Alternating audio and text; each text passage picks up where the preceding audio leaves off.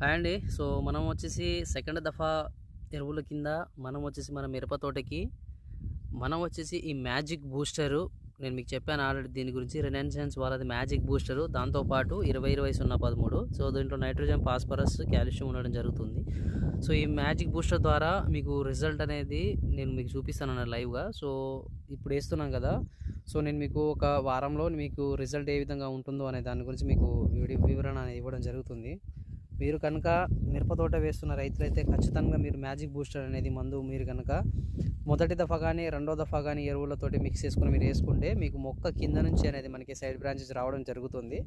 So, అదేవిధంగా కాండం గట్టిగా రావడం జరుగుతుంది. దాంతోపాటు రూట్ వ్యవస్థ కూడా మనకి దిగుబడి, అదేవిధంగా రూట్ వ్యవస్థ పెరిగి మనకి మంచి దిగుబడి అనేది రావడం జరుగుతుంది.